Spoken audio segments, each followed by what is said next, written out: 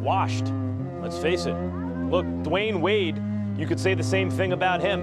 They're from the same draft class. Carmelo Anthony, as has been pointed out, I think it was by Paul Pierce on our air, can't really get his own shot anymore. I mean, if he's reduced to a catch-and-shoot guy, he's not an incredible shooter. He can hit an outside shot, of course, but he doesn't do it at an incredible clip. He doesn't play defense, so what else does he do?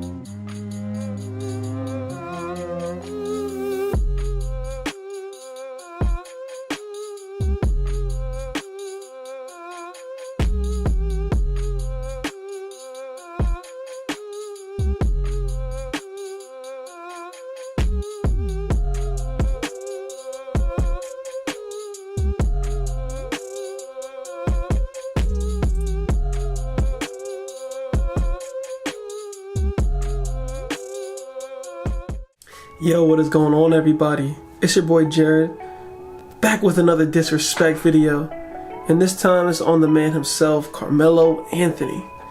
Now, we all know how much disrespect he received over the last few years, and a lot of us didn't think he'd be able to play in the NBA still. But look at him now.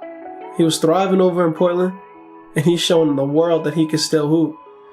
So let's get into this disrespect topics right now. So, disrespect number one, he's washed. Now, I'm not even gonna lie, I was someone who actually believed he was washed. Now, Carmelo on OKC in Houston was obviously struggling from the field to shoot, and he was averaging 6 of 15 field goals made to field goals attempted per game. And he was only given like 16 points, shooting under 40% in OKC. And then when he went over to Houston, we saw he only played 10 games. He also was struggling to shoot efficiently there as well, where he only shot 5 of 12 per game. So those were definitely some rough numbers. And then he didn't play in the league for like almost a year after that. No team was really picking him up. And I thought that was the end for Carmelo Anthony right there. I was somebody that was saying, you know, maybe it's time for him to retire. He had an amazing career, but it just seems like he can't do it anymore in this league. But damn, did that man prove me wrong, and I'm really glad he did, because even though Melo has kind of stirred me wrong in some places as far as like maybe his ego went, you know, when he was over in OKC and he made a big problem about coming off the bench, roll clip. Or even coming off the bench. And the second question is... Who, me? Oh. I guess that answers that part. I mean, I don't know where that started, where that came from. Hey, Pete, they said I got to come off the bench.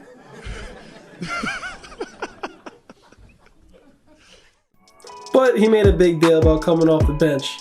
And I thought it may have been for the best, because OKC honestly just looked better when he wasn't on the floor. But I guess really it just came down to him not being a great fit there. So then he finally found a home over in Portland, and he was showing out in Portland. I mean, as we all know, I mean, his numbers, he was putting up 15 a game. He shot 43% from the field, which isn't crazy efficient, but is definitely up from where he was at like the low 40s or even underneath 40. And then he was shooting almost 39% from the three-point line. So he was able to give Portland some added buckets, even though he was starting in the starting lineup. And I thought he may have been a player coming off the bench. But since he came into that starting lineup, Portland looked really good, and he gave them the spark that they honestly needed.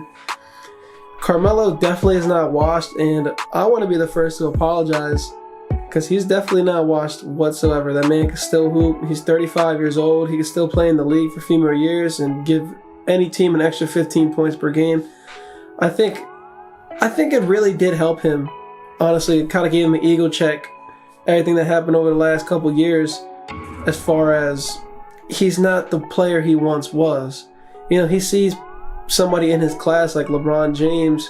You know, he came up with him, and he sees how dominant he still is. And Carmelo used to be able to hang with LeBron, but he can't do that anymore. And I think he still had that mindset a few years ago that he could. You know, he still was trying to be a superstar in this league. But I think those days are kind of behind him, and I think he knows that as well. But he's still a very great starting caliber player in this league, and he's proven it over there in Portland. So I'm very excited to see how he's going to look next year and how Portland's going to look next year. I mean, it's Portland, so I don't really expect them to make any type of run in the playoffs too deep. I mean, they definitely could, but the West is just so strong, and you got other teams coming up as well, some younger talent, and it's just getting stronger and stronger by the year. So unless they make some big offseason moves, we'll see what happens with that.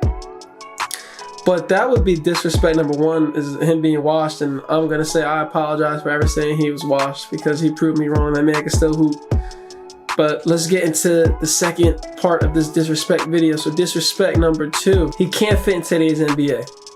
I kind of was just talking about this as far as him when he was being, in the washed disrespect part.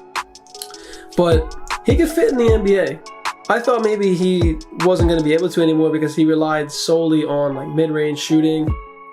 And that part of the league has kind of died out for the most part. It's become so driven by advanced analytics and getting the best possible shots. And what the advanced stats tell us is that layups and three-pointers are the best shots you could possibly take on the court.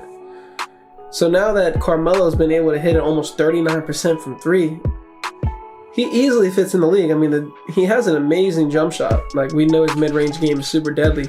And even in Portland, he's still doing it. It's not like the mid-range game is completely dead. It's just that a lot of players don't work on it like they used to, so it's not as strong. Carmelo still has the mid-range game. Plus, now he's able to stretch the floor a lot better, and he's starting to hit three-pointers a lot more consistently. Shooting almost 39% from the three-point line. That means any team's going to have to go out there and step out on him. And I mean, it's Carmelo Anthony. Everyone knows that man can shoot, and they're going to step out and have to respect his jump shot. We saw how many times he came up huge for Portland over this series or over this season. And then in the bubble as well, he went big in a few games where they really needed him. And just in general, he hit a lot of clutch shots from him, a lot of clutch threes. And he easily fits in today's NBA. He's been able to reevaluate his game, and he's been able to adapt. That's what a lot of players seem to struggle with when they get older with age. Or a lot of the great players can always adapt to the game, but some of them have trouble doing so because of their ego. And I thought Carmelo may have been one of those players, but he was able to prove me wrong, and I'm really glad he did. I'm really glad that he is still a very good player in this NBA. But he can definitely fit in today's league. I think he'll be in Portland for a while. I mean, he might even retire there. I don't know if he's ever going to go back to New York, though. He had a very talented career in New York. I seriously don't know if I see him going back to New York, honestly. I think it would be a nice place for him to retire, which is in Portland. MSG was where he basically was in his prime, though, over there in New York. So if he went back to New York to retire, I think the people of the city would be really happy to see that. Melo would be kind of feel like he's at home again, but I feel like that's the team that kind of gave up on him at the same time. And, they kind of just went their separate ways. I think he should just stay in Portland. And no one really wants to be in New York, let's be honest. I apologize to all the New York Knicks fans, but that organization is pretty rough right now. And even Melo knows that. So this whole narrative of him not being able to fit in the NBA anymore, let's just cut that out. Let's just kill it right now. I'm going to tell you right now that I was someone who also believed that, and I'm throwing that straight out the window. But let's get into number 3. I'm going to keep number 2 short because we all know he fits in this league. Come on now, we don't got to play around with that anymore. But let's get into number 3. He's not a Hall of Famer. Come on now. Come on now. If you're going to sit here and argue with me that Carmelo Anthony is not a bona fide first ballot Hall of Famer, I don't want to talk to you.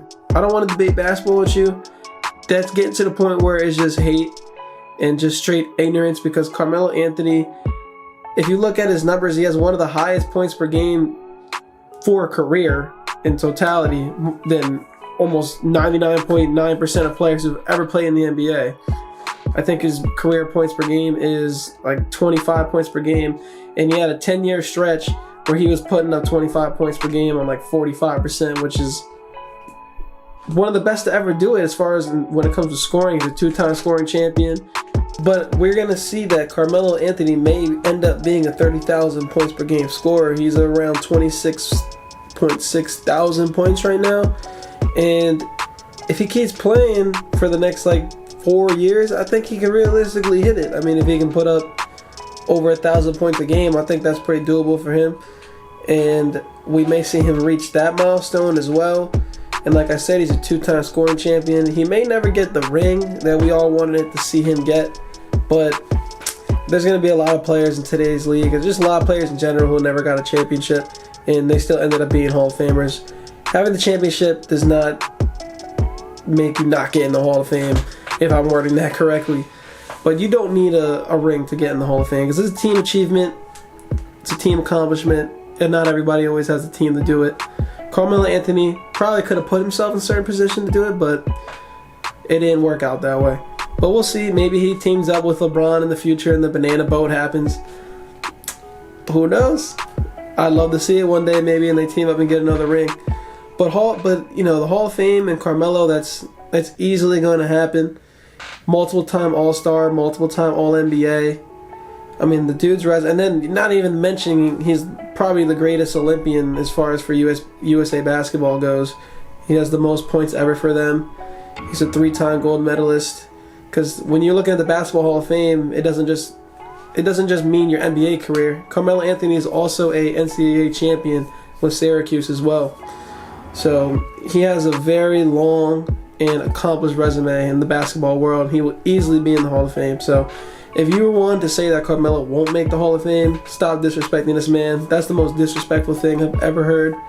And you're just hating at that point. I mean, there's really no argument that you're going to make for him not to get in. We've seen a lot of other players get into the Hall of Fame who have not nearly had the career that Carmelo has had. But that has been the 3 most disrespectful takes I hear for Carmelo Anthony. So once again, it's been your boy Jay from Hoot Network. If you enjoyed this video, please remember to like, comment, subscribe. You guys know the drill. Every single part of that helps this channel out tremendously, and it gets us one step closer to our dream of being able to do this thing full time, and I'm really excited for that. So again, it's your boy Jay from Hoot Network, signing off until the next one. Peace out, guys.